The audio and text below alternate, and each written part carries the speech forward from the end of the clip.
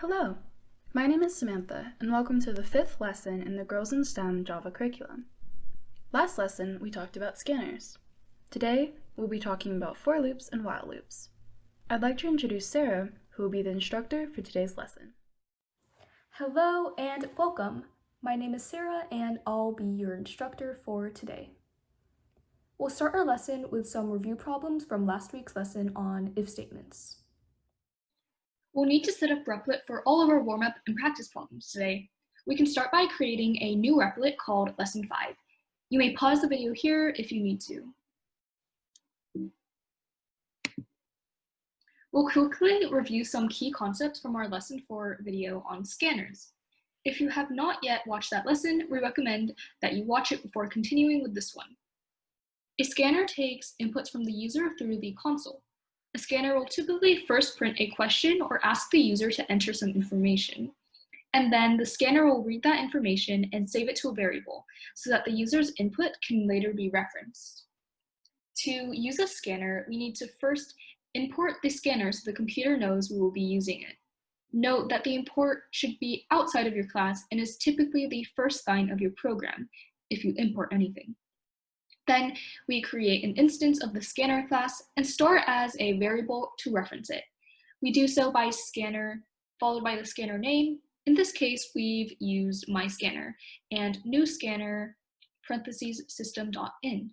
We'll get to this more in a later video when we discuss instantiating a class. For today's lesson, we have 3 warm-up problems. The first problem wants us to use a scanner and ask the user for 2 floating point values and print the product. The second problem also involves scanners. This time, we'll ask the user for the color of the sky. If their answer is blue, we print that's right. If their answer is not blue, print that's not right. Make sure your program will respond correctly regardless of capitalization or whitespace. In this case, we can use the string methods to lowercase and trim.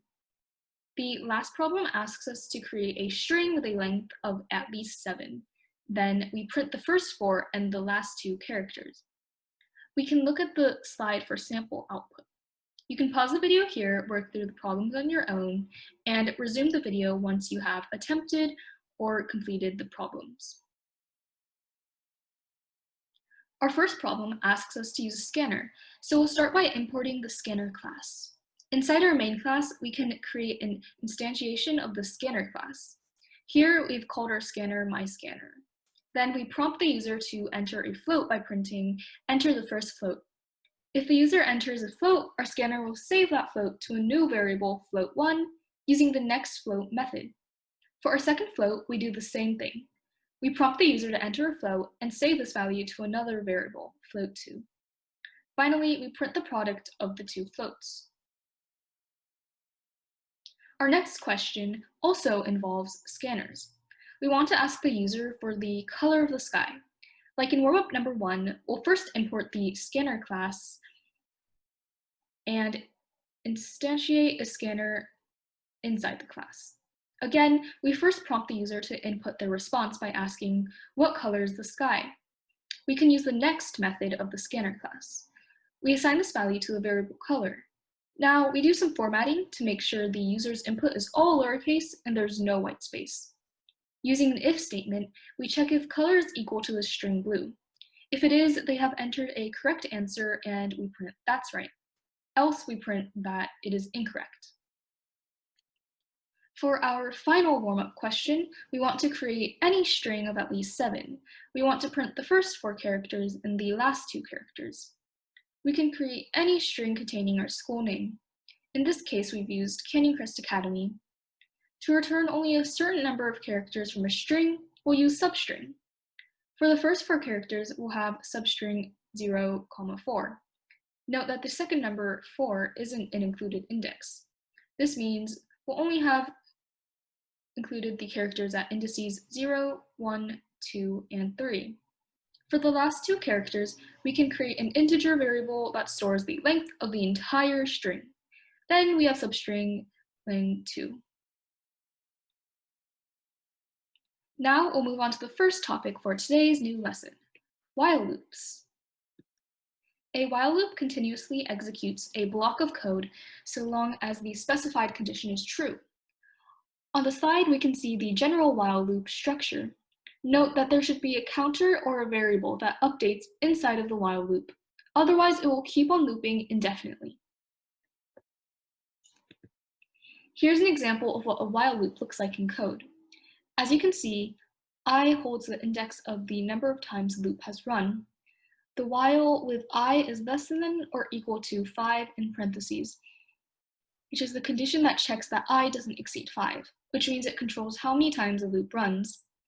The print statement within the while loop prints the current value of I, and the I++ adds 1 to I each time the loop runs so that it may progress and eventually stop. Let's quickly go over some common errors made when working with while loops to ensure that you avoid them. First, make sure to initialize a variable that is used in the condition of the while loop. Your while loop must check for a condition each time, so make sure that this condition checks the value of something, a variable, that is changing each time it runs. Remember to update the variable appearing in the condition. Make sure to increment or decrement. Otherwise, your loop will never stop running. Make sure to finally have your while loop run the appropriate amount of times.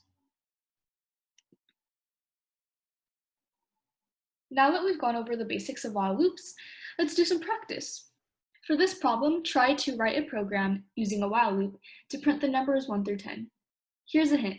You will need to use I++ in your loop. This is called an increment, and using it in your code adds 1 to I so that the loop may progress and eventually stop. You can pause the video here, work through the problem on your own, and resume the video once you have attempted or completed the problem.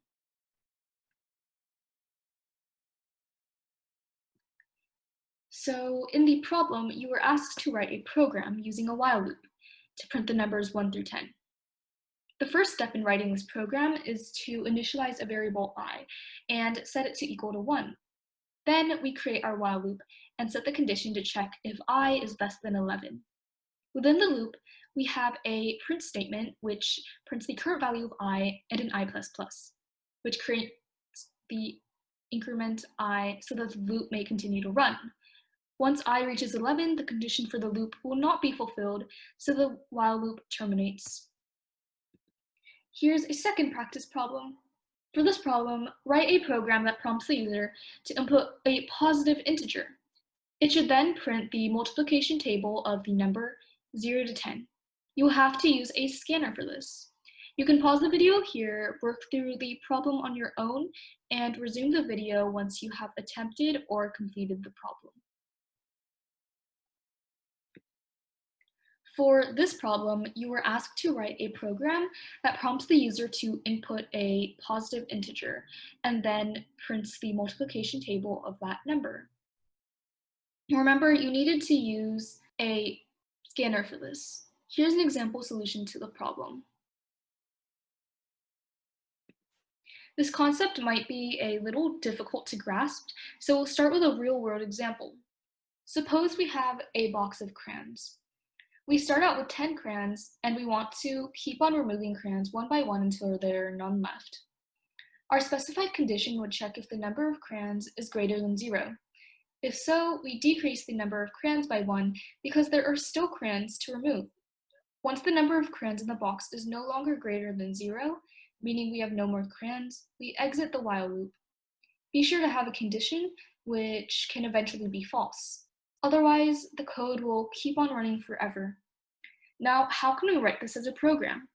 If you want to try it out on your own first, please pause the video here. We first import the scanner. Inside the class, we create a scanner called MyScanner. Then we prompt the user to enter the number of crayons in the box. We use the nextInt method to save this value to a variable called numCrayons. Now we can create our while loop to remove the number of crayons one by one. The condition checks if numCrayons is greater than 0. If the condition is true, we enter the while loop and first print the number of crayons. Then we decrement numCrayons by 1, which represents removing 1 crayon. As long as the condition is true and numCrans is greater than 0, the while loop will keep going. Once numCrans is 0, the condition is false and we exit the while loop. Then we print the box is empty. Now that we've covered while loops, we're going to move on to the next part of the lesson, which is about for loops. A for loop is similar to a while loop because it executes a block of code continuously.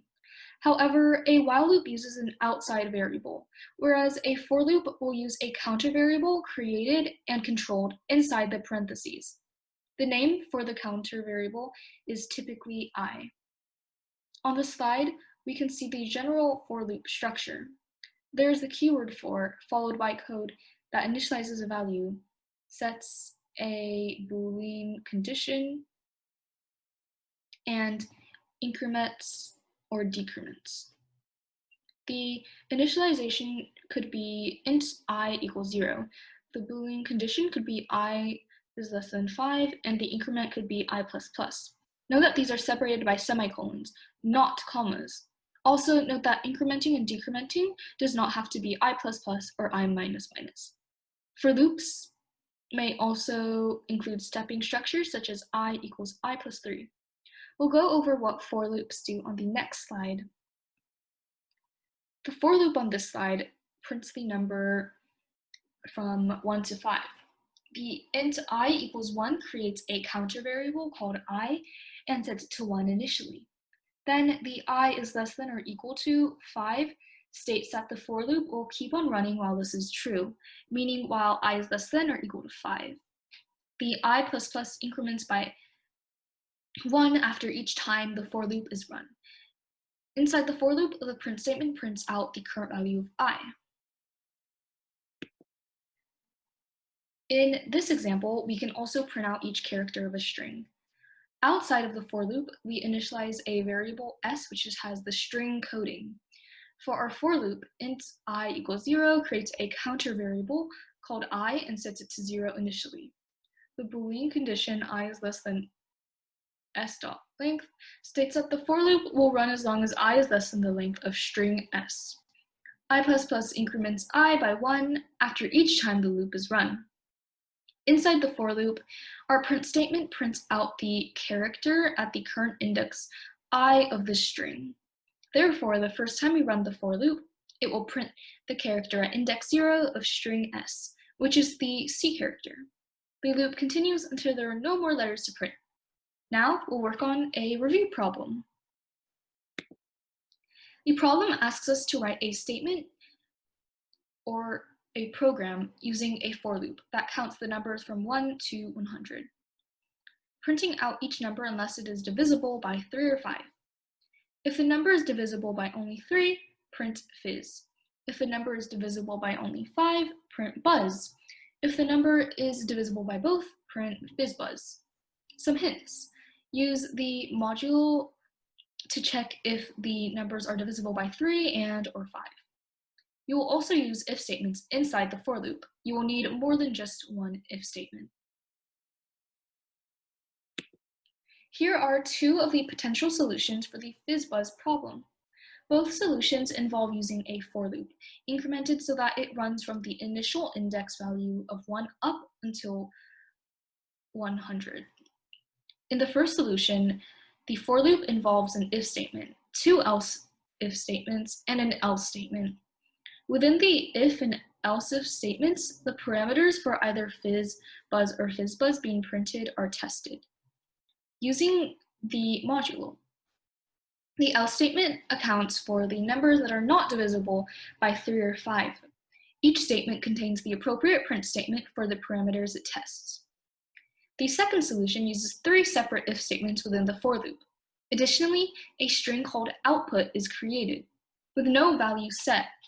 The first 2 if statements check the parameters for fizz and buzz, and if the index value satisfies the requirement for either of the statements, the string output is set to fizz or buzz.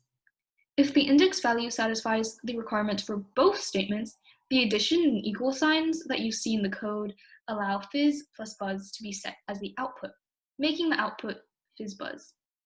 The third if statement accounts for numbers that are not divisible by 3 or 5 and sets the output to the index value. The last part of the for loop is a print statement, which prints the value of output.